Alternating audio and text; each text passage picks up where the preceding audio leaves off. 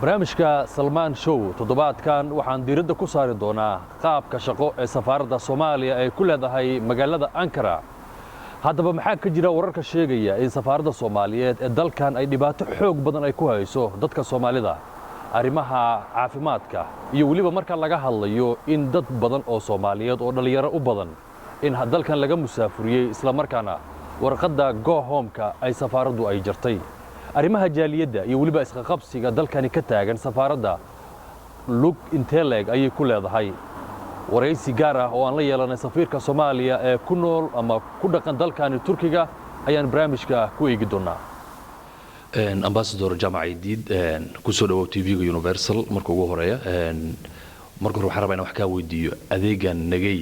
ee bulshada Soomaaliyeed tan iyo markii corona bilowday aad hirgeliseen oo 6 bilood jirsaday qaabkay dadku u isticmaalaan iyo qaabkaad ku soo bilowdeen Salman soo dhawow adiga iyo teamkaaga TV-ga Universal runtii waa markii labaad ay safaaradda noogu yimaadaan oo maanta martida noo ah maamulka TV-ga iyo idinkoo wariyaasha ah waa soo dhaweynaynaa ixtiraam fiican oo haynaa adeega nageeye waa run waxaan u dabaaldeganaa 6 bilood jirnimadiisii baan u dabaaldeganaa half sano barkeed buu jiraa safaaradda aad bay u faraxsan tahay runtii dadweynaha intii nala soo xidhiidhay aad iyo aad bay u faraxsan yihiin adeegan ujeedada aanu ka lahayn 3 ujeedo ay ahaayeen number 1 dadweynaha Soomaaliyeed ee Turkiga degan waxay kala degan yihiin magaalooyin dhowr iyo 30 ka badan oo kala fog oo dacalada wadanka ah qaarkood aad u fog yihiin Ankara ugu tiro badan Istanbul baa ku xigta magaalooyin kale badanna gaar ahaan ardaydu ku fiirsan yihiin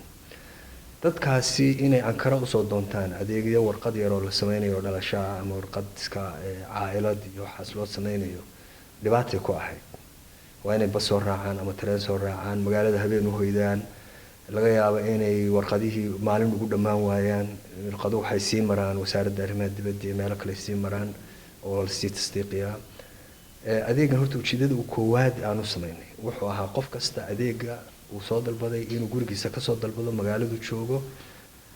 adreeska uu degan yahayna loogu diro qodobka labaadna wuxuu ahaa waliba ta qodobka aan ku noqday xataa dadka Ankara degan waxay u badan yihiin reero iyo caa'ilado dumar caruuro haya dumarkaas de ragii intay halkan dejiyeen bay ka tageen qaarkoodna qurbaha ku noqdeen qaarkoodna Soomaaliya iyo shaqadii ay ka hayeen ama siyaasad ama ganacsi bay ku noqdeen dumarkii marka macruuftii bay haysaa mise safaaradii bay warqad uga sameeysaa dadka aad iyo aad noogu soo mahad celiyay runtii oo uga aad maaragtay nala soo hadla oo codad noo soo duuba dumarka caa'ilaadka ka mid ah marka xaafaday doonto Ankara ka deganaato iyo magaalo kaleba warqadii gurigeeda lagu geeyay qodobkaasi waa qodob kale aan u sameynayna waa COVID-19 kan adduunka ku cusub isagana waa tii la yiriyaan la isu tagin yaa la isu soconin isaguna baahidii buu sii laban laabay qodobka saddexaadna waxa weeye safaaraddeena waad aragtay waa guriga ku jirta aan deer weyn lahayn dadkii marka gudaha ay yimaadaan buuq iyo maaragtay iyo sidii xataa adeegii loogu adeegaya iska dhib ahaa marka nooca waxa gaalada af Ingiriisiga la yiraahdo efficiency-ga shaqadii inay noqoto shaqo tayo leh ayaan ugu kalifay oo hadda de wixii halkan warqadaha lagu sameeyay warqadaha lumaya dadkii baa qaar ka dahasa dadkii baa qaar kood soo kala hormarayaan isku xiriiriyaan meeshii marka taasina awoodda barka bahalkii waa hirgalay runtii muhiimaduna waxa weeye safaaraddu waxay qabataa qofka warqadaha markuu soo diro waa loo daabacayaa isaguna bangigu adeega khadmada yar ee laga rabo ku soo dirayaa kadib wasaaradda arrimaha dibadda anaga uga soo tasdiiqinayna taasi arrin muhiim ah weeye sababtoo qofku wasaaradda arrimaha dibadda waxa la soo rogay in balan loo qabsado marka qof immigration balan ku leh hadii hadana la yiraahdo wasaaradda arrimaha dibadda 15 bil kadib imo tasdiiq u imo arrintaasna dadku waa ka fududeeyeen runtii arrinta kale gurigana waa ugu dirnaa boostada isticmaalnaa albaabkiisa lagu garaacaya marka taa anigii kulankan ka hor idin sharaxay kolley waad arki doontaan qaybo badan waad faafin doontaan wixii aan idin sharaxnay soo u shaqeeyo laba qodob baa dadku ka cawdaan adeega nageeye macnaha adeega nageeye waxaanu bilownay September bilowgeedii maantana waxaa dhammaatay February 2021 baan maranaa intaa waxaanu galnay 30 shir baanu galnay 6 bilood oo dib loogu eegayay cabashooyinka dadka jimco kasta waa la shirayay bilowgii hore weegiiba 2 jeer baan shiranay markii cabashooyinka soo yaraadeen oo dadka la qabsadeen weegiiba hal mar baan shirnaa waanoo qoran yihiin cabashooyinka ka jawaabnay systemka sidaan u bedelay qaarkood systemka inaan bedelay ugu kalifisay cabashooyinka dadka cabashooyinka marka waxa ugu badan oo dadka xaggooda ku xidhan 2 qodob qodobka koowaad waxa weeye qofkii markii system la sameeyay oo la yiri sidaa yeel haddii aad safaaradda ay tahay inaad timaadidna ballan soo qabso haddii ay tahay adeegaaga in online lagu sameyn karana gurigaaga iska joog soo dalbo account samayso adeegana lagu soo isticmaal qofku wuxuu arkayaa qof wax loo diiday Soomaaligu sidiisaba ma jecla inuu isticmaalo system loo dejiyo wuxuu rabaa systemka in la jibiyo oo loo jibiyo isaga qodobkaasi waa cabashada ugu badan qofkii midna ballan ma leh dad kala ballantii ku jira oo waa buuxdaa ka soo horeeyay walaaladii oo sidii dhibka isaga haysta mid la mid ah ama ka daran haysta albaabku soo istaagaya wuxuu oranayaa xildhibaan buu la hadlayaa wasiir buu la hadlayaa qof aniga qaraabadaydu la hadlayaa unfortunately waa la soo wacayaa hebel baa banaanka taagan de hebel kuma jiro maanta liiska qofkii marka wuxuu naga dhigayaa ama dacwad wuxuu naga gudbinayaa cadaalad lama sameeyay waxayna anaguna waxaan rabnaa cadaaladdu inay systemka ku jirto oo qofkii ballan qabsaday baa ka horeeyay ka qofkii tiisa hadii la fulin waayo cadaalad looma sameeyay xildhibaanadii waynaga madaxda anaga soo wacaysa way noo garaabaan markaan nidhaahno de qofkii ballan male ballan soo qabsado ama wuxuu wataa warqado khaldan oo Cabdalla Shideeyel ka soo sameeyay shahaado khaldan buu wataa dugsi sare ah marka wuxuu leeyahay waa la ii diiday waa la ii qabyaaladeynayaa cadaalad la ima sameeynayo waxyaalaha khibradda aan ka kororsanay buu ka mid yahay adeega nagay qodobka labaadna waxa weeye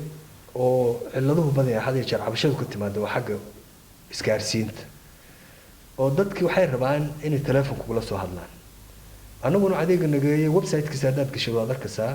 2 telefoon oo WhatsApp ku jira hotline ah macnaha hotline waxa weeye markasta waa active markasta way shaqeynayaan 2 qof baa kala wada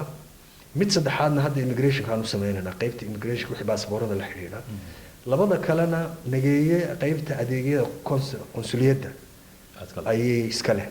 waa WhatsApp waxa ku qoran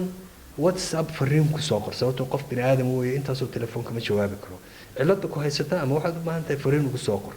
hadduu hadda ka jawaabi waayo oo mashquulsan yahay mar hadhow uu kaaga soo jawaabaya waxyaalaha aanu dhalinyarada ku tabagalana waa ka mid imise qof baadan u jawaabin imise qof laakiin telefoon ku soo hadlay si aanu u ogaano inuu telefoon soo diray ma leh laakiin hadduu fariin soo diro oo aan WhatsApp ka jeegarayno war qofkan shalay buu fariinta soo diray maxaad uga jawaabi weyd waa sax marka garbu qofkii leeyahay arinta waxa laga cado safir telefoonka ma qabatid waxa laga cado qonsulkii ma qabanayo adeega nagay telefoonu leeyahay safir in la soo waca ma baahaba xogeyaal baa jooga shaqada ku qaabilsan aniga xitaa hadii soo waco qofku aan ka qabto waxba uma qaban karo sababtoo aanu adeega nagay kama shaqeeyo waxa ka shaqeeya xogeyaasha iyo qonsulka marka dadkii xagga communicationka email baan sameeynay oo meesha ku jira website-ka 2 WhatsApp baan sameeynay immigration waxaan u sameeynay WhatsApp gaar ah oo maanta aan kicin doono oo isla page-ka passport-ka balantiisa lagu qabsanayo aan gelin doono marka qofka kaliya waxaan ka codsananaa waxba ha raadinin qof aad u cadid Soomaalidu waxay rabtaa wax walba telefoon hadal inay ku dhamaysato adeeganina ma saamaxaya hadal aniga hadduu ila hadlo 5 daqiiqo kadib waa ilaawaya qofku wax ii sheegay hadduu Maxamed ama Cali la soo hadlo ma ogaan karo ama ma cadeyn karo in qof la soo hadlay laakiin marka fariin uu soo diro taasaan ka cabanayaa taasaan u baahanahay hal iga soo jawaabo waa looga jawaabaya labada qodob baa horta noogu badan cabashada adeega nagay labada qodobna waa ka taxadirnay oo midna waxa weeye cadaaladda waa in nidaamka la raaco aniga caruurtayda marka warqad u sameeynaya adeega nagay soo isticmaala waa caruurtayda anu aan dhalay gurigayga jooga sidaan waxaan u yeelay inaan dhalinyaradu safaaradda ka shaqeysa aan tuso inaan qofna ka weyneyn nidaamka la dejiyay runtii arintan adeega nagay waa asad ama waa hanti ummadda Soomaaliyeed leedahay wax in ay diid leeyahayna maaha wax safaaradan shaqaalaha ka shaqeeya wuu naga harayaa bahalkan adeegana wuu naga harayaa waxaan isku dayaynaa safaaradaha kale Soomaalida codsigaas oo noo yaala in iyagana gaarsiino waa adeeg ay leedahay ummadda Soomaaliyeed qofka Soomaaliga isticmaalaya iska leh waxaan ka codsanaynaa fariinta inaad iga gudbisaan waa rajeynayaa adeega hal isticmaalo isaga ayaa cadaaladda ku jirta wagaag ambassador waxaa jiro dadka qaar badan ama fahansana barnaamijkan online-ka dadka Soomaalida waa dareemi kartaa wadankan waxa imaanaya faamilo oo waayeel iyo wax u badan dadka noocaas oo kala markay soo safraan ama online ee systemka aysan soo marin ay safaaradda horteeda yimaadaan qaab noocee ayaa loo macaamishaan dadka aan ogeyn runtii media aad baan uga sheegnay barnaamijkan maanta aan duubanana waaba ka qayb uu ka yahay dadku inay ogaadaan in adeega online-ka la soo isticmaalay qayb uu ka yahay Salmaan waxaan aad maanta noogu timi adeeg laftigaagu waa inaad dadka gaarsiisaa in adeegan qofkay dhacdo inuu ogaan waayo oo مثلا باسبور buu rabaa adeegnigu rabaa qofka iridda jooga ay laba qof baa u qaabilsan iridda oo Soomaali ah nin Turkiyo security ah jooga haddii qofku fahmi waayo laba wiil baa hoos ka shaqeeya oo aan wax kala qaabilsanayn labada wiil iyaga ayaa qofka u tilmaamaya meeshu ka buuxsanayo sidoo u buuxsanayo xataa anigu waxaan ku idhaahdaa dadka idinku tusa oo qofka isagoo idinla taagan tusa sidoo uga soo buuxsanaya hadba adeegu u baahan yahay waxa kaloo jira xafiisyo dhalinyaro Soomaaliyeed leeyihiin oo Istanbul ku yaala oo Ankara ku yaala magaalooyin kalena laga yaabo inay ku yaaliin oo adeegyadan dadka u qabto dadkii midna qaban kara waxa jira arday badan oo iyagu si gaar ah xitaa qofka ugu qaban kara oo lacag la'aan ugu shaqeynaya qofka waxa laga yaabaa de waa reer dhan qof internet isticmaali kara lagama waayo waliba Soomaalidu waxay ka mid yihiin bulshooyinka xagga internetka baraarugoodu fiican yahay sababtoo waxay isticmaalaan EVC waxay isticmaalaan Facebook waxa soo dhan waa la wada isticmaalaa waad ogtahay barnaamijkana kama adka EVC-ga iyo WhatsApp-ka iyo kama adka waa la mid kaliya account buu sameysanayaa sida uu email-ka u sameysto kadibna sida WhatsApp-ka uu faylasha ugu diro ugu diraya intaas kaliya wax kale ma wagaag adeegan nageeya markaan ka tagno ambassador wadankan waa joogtaa oo muddo ayaa safiir ka ahayd waxaa jira cabashooyin fara badan ay qabaan bulshada Soomaaliyeed ay dhaliilo fara badan u jeedinayaan safaaradda oo kamid ah inaysan safaaraddu aysan ka warheynin dadka ay matasho gaar ahaan marka laga hadlayo arrimaha caafimaadka oo kale dad badan oo wadankan imaanayo ayaa waxaa lagu dhibaa isbitaalada lacag fara badan laga qaataa ayagoo qaarkood geeriyooda ayaa hadan lacag laga qaataa dadka qaar waxay noo sheegeen safaaradda markay u soo cawdeen in cabashadooda aan waxba laga qaban oo lagu dhaliilayo safaaradda arrimahaas inay aad uga jiifto maxaa kale dhaliilahaas waa run horta de hay'ad dawladeed haddaan dadku ka caban waxa ma sixi karto cabashada waa soo dhaweynaa horta anagu mar walba dadka soo qora wax gar ah waa u garaaba laakiin qof wax iska sheegaya uusan hubin ama uusan arag waa iska badan yihiin marka dadka runtii dib badan baa halka ka jira Soomaali badan baa caafimaad u timaada anigu dad badan baa noo yimaada hadda miiskayga waxa saaran ilaa dhowr iyo 10 qof oo dhibaato aad u badan haysato oo aad la yaabay sawirradooda markaad aragtid miiskayga hadda saaran yihiin dadka halkan yimaadeen wixii baa xoogaa yar oo 20 kun baa loo soo ururiyay way ka dhamaatay dhakhtarkii buu ku jiraa ama uu dhintay isagoo lacag lagu leeyahay dadku kansar bay u badan yihiin ma eegi karta dadka qaarkood runtii Soomaalida dib badan baa caafimaad ka haysta qofkii markaa aniga wasaaradda caafimaadka waxaan u maleynayaa soo 20 jeer waa kulan waa galay arrimahan ku saabsan warnimayahow heshiiska 250 ka ah bal at least 50 ka mid ah dadkana hadda meeshii joogay caruur baa ku jirta dumar baa ku jira waa dadka ugu nugul moogta dadkan balgeliya ma heshiiskan waa heshiis caalami ah UN tu yaala lama jibin karo waxaan loo qaadanayaa musuq baa loo fahmayaa wax kasta oo heshiiska barbar marsan waana runtood oo waxa dhici karta adigu bad waa fahmi kartaa marka la yiraahdo safiirow dadka halkan jooga soo qor miyay ogaan karaan inaan dadkan anigu rabay kaliya keeno ma ogaan karaan ila qofka bini aadam way moogta waa lagu tuumi karaa adigu waa tuumadu waxay ku imanaysaa mar hadda systemkii wax ka baxsan sameynaysid tuumo waa iska iman kartaa yaa looga faa'iideeyaa marka heshiiskaas yaa looga faa'iideeyaa heshiiskii waa socdaa hadeer bay ilaa sanadkan dhowr iyo 20 qof u maraya oo xamar laga keenay oo laga keeno oo dad shacaba mise dad shacab iyo ciidan iyo wax walba leh shacab gobolada ka yimi qof kasta oo laynkaas soo mara wuu heli karaa laakiin dhanka kale marka laga hadlayo heshiiskaas marka laga tago dadka ku imaan dadka kale iskooda u imaanay dhibaatooyin ay la kulmaan ambassador oo marka isbitaalka tagaan lacaga fara badan ayaa lagu dayaa marka taa intaynan dhammayn saasoo ay tahay kamaanaan quusan dadkan waa dad walaaladeena waa dad khayr badan qaar waana laga yeelaa marmar oo de markaad qofkii hadda waxaa jirta matalan gabadh yar oo istaal ku dhalatay oo reer berbere ah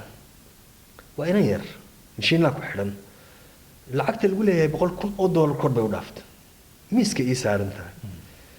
qof kasta oo somaliland madax ka waa igala soo hadlay qof kasta oo madax ka soomaaliya badankooda waa igala soo hadlay gabadhii 100,000 annaga hadda ma hayno isbitaalladu waa gartood waxay odhanayaan qofka waxay ku odhanayaan oran safaaradaada warqad ka soo qaado waa kaa diinanaa lacagtee waxaa looga jeeda mataqaanaa safaaradaha kale waxay hayaan lacag loogu talagalay dadkooda xanuunsan ee turkiga lagu daweeyo matalan safaaradda hadda Djibouti noogu dhow soo maaha soo walaaladeen maaha dadka Djibouti ee halkan la keeno budget bay leeyihiin markuu qofkii warqad safaaradii tago safaaraddu waxay soo qoraysaa lacagta annaga bixinayne qofkaas sii daayay adiga marka budget ma haysataa anagu budgetkii biilkayga baan haystane budget caafimaad ee dawladda Soomaaliya hadda waxay la daalaa dhacaysaa mushaharka ciidamada iyo mushaharka shaqaalaha la daalaa dhacaysaa waad ogtahay wax soo saarkeedu waa yar yahay wadankii waa lagu qaybsan yahay dawladda Soomaaliya ma awoodi karto dadkeeda xataa isbitaalada Soomaaliya gudaheeda Demartini iyo Madiina marka laga reebo isbitaaladii kale dadkii laguma daweyn karo marka maxaa qof dibad aaday marka taas waxa u dawa ah oo aanu socdaa horta dadkeena Turkiga jooga ama safaaradaha noqdo ama jaaliyadaha noqdo ayay horta dadkaas inoo taala waan ka hadli doonaa waxa laga yaabaa inaad hadhow waraysiga qaybaha dambe uu soo galo dadka inaga waajib inaga saaran yahay annagu qaarkood marmar baan safaaradda wax iskaga dardarnaa qofka markan wixii su fudud yihiin oo kale wixii culayska dee waa tara badan yahay waxa la awoodi karaa 100,000 20,000 qaarkood jimciyada iyo waxbaan la kaashanaa marmar naga yeelaa qaarkood yani waa iska daalaa dhac weeye arrinta ah dadka la dhigo horta arrinta miidiyahana waa ku arkay haddana maaha ilaa intaan halkan imi oo dhan way soo noqonaysay dhalinyaro Soomaaliyeed oo miidiyaha isxilqaamay oo arrintan mar walba iftiiminaya waa jireen dhalinyaradaasi way dadaalayaan oo dadkooda wax la jecel yihiin waana loo baahan yahay in dhibkii meelka jira la muujiyo laakiin qaarkood waxaan tuunsanahay in ay ujeedooyin kale ka dambeyn karaan qaarkood maxay ujeedooyinka kale waxaa wadamo badan baan raalli ka ahayn isdhexgalka Turkida iyo Soomaalida nooc min barbarnaamij ayalada wadamo badan baan raalli ka ahayn مثلا ciidamadii baa la dacaadeynaya iska daa wax kale ciidamada nolol tababar dacaayad media la geliyo wada socotaa social media ku jiray waxa la dacaayadeynayaa turkidu dekedaha dhulka inoo maamulaan dhaqaaluhu nagu soo yani social media wada aragtay marka wadamo badan baan raalli ka ahayn waan rajaynayaa dhalinyaradaas in ay sidaa ahayn ay yihiin sida kale oo ah inay wanaag dadkooda la rabaan arinta anigu waan qirayaa caafimaadka dadka dhibka gaaraya waa qiraya laakiin macnaheedu maaha dadka dawladda Turkiga inay mas'uul ka tahay isbitaalada iyo dhakhaatiirta Turkiga inay mas'uul ka yihiin maaha laakiin isbitaalada private ka lagu eedeynay in lacag fara badan ay qaataan oo ay qofkii bukaanka ay ku soo rogaan lacag fara badan qaarkood koomay geliyana leeyahay hadda waxa jiro kiis taagan oo gabar Soomaaliyeed kooma la geliyay ilaa $70,000 lagu xijiyay okay isbitaalka private ka marka la tago anigu مثلا isbitaal private danto haduu qaali yiraahdo daw iskaga tagay khiyaar baan u leeyahay wax igu qasbaya ma jiro isbitaalka مثلا wuxuu yiri shaygan waa 6,000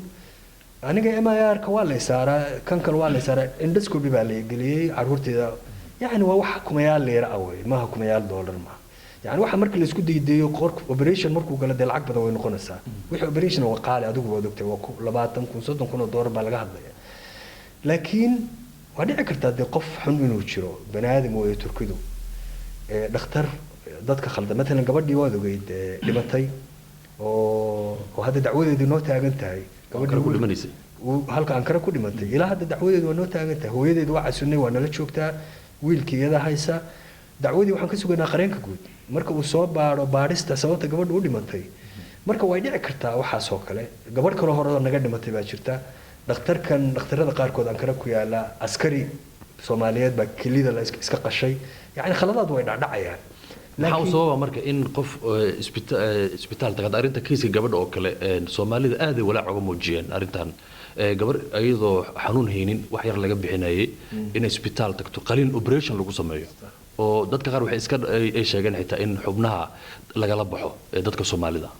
horta anagu intaan ognahay gabadhu dhakhtar ma tagin clinic bay tagtay clinic iyo dhakhtarku waa kala duwan yihiin clinic waa dhakhtarka private ka ah keligii meel furtay way sababta gabadhu u dhimantahay wali u dhimatay waa tii la diray la baarayaa wali ma hayno dad waaweyn ba hadda dawlad baan nahay ma oran karno ilaa aan report ka helo kama jawaabi karno